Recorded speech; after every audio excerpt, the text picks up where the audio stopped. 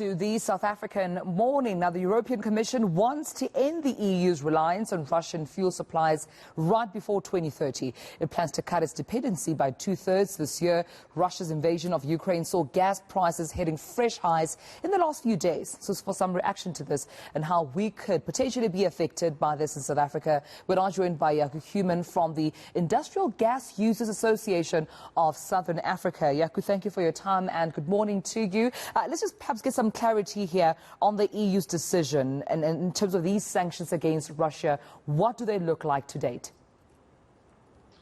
So the energy crisis, and we refer to it as an energy crisis, is really unprecedented in recent times. I think something that we've seen like this, resembling to a certain extent the current energy crisis, was of course in the 1970s. The difference with this particular energy crisis is that this cuts across all energy types. The 1970s one was, of course, just based on oil. So here we're sitting with a unique situation where Russia, as a major energy player globally, of course, has significant export capability into Europe. To put it in context, Europe buys about 25% of all its oil from Moscow, 50% of its coal, and then 40% of all its gas. Now, the self-sanctioning of private entities and business in order to stop transactions and business in Russia, of course, has an impact. But ultimately, I think Europe has found itself slumbering in terms of its reliance on the Russian gas. And it has certainly made that call to reduce its reliance on energy. Now, this, of course, is having profound impacts on global markets, and we see that playing out in price at the moment. Yeah.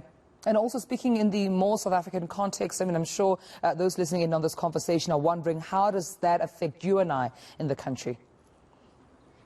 Yeah, the impacts are material, without a doubt. So just to put it in perspective, I mean, so just focusing on gas for a moment, gas is like the veins running through Europe, the energy veins, and you can really find gas anywhere in most households in Europe.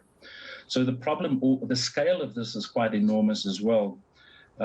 Europe uses about 407,000 petajoules. We refer to it as petajoules of gas per annum, of which it imports about 40% of that from Russia. Now, in the South African context, that is 2,500 times more gas than what we consume in South Africa at the moment. The problem is, of course, that there's various implications on this. If you look at the reliance on coal, of course, Europe is going to import more coal and become more reliant on coal in the short term, we believe.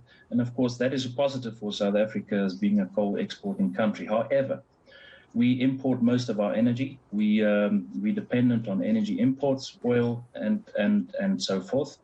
And that, of course, we see playing out in our normal day-to-day fuel pricing that we see at the pumps. So immediately, we see that filtering through the economy. We see that filtering through into everyday items that we consume. And, of course, we will see a significant inflationary impact on that. Yeah. The unique position on gas, however, is quite interesting. The South African government has opted through the regulator, NERSA, to link gas pricing to Europe.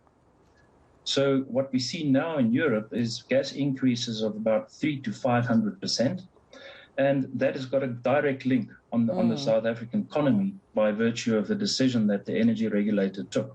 Right. That is the biggest risk that we face in South Africa today, is the immediate short-term impact on gas energy prices in South Africa as a result of this arbitrary or irrational link to European gas prices. Yeah, I mean, that's definitely one to consider in South Africa and South Africans, especially moving forward. But I want to also go back to this plan that the EU has in cutting Russian supplies of fuel well before 2030. That seems to be the timeline they've given themselves here, saying they do have plans to switch to alternative supplies and expand more on clean energy, faster under these plans. I suppose my question to you is, I mean, do these plans that they have sort of come on top of climate change policies that we're also seeing, and these conversations and negotiations that we're seeing?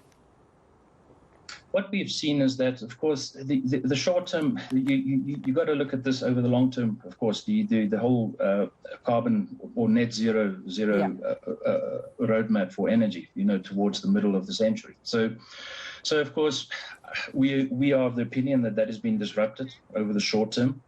Energy is fundamental and to our daily existence, of course. Europe has a few options in order to reduce its reliance on Russian energy. It simply has to reduce demand. I mean, that is absolutely fundamental. In other words, households need to turn down their thermostats.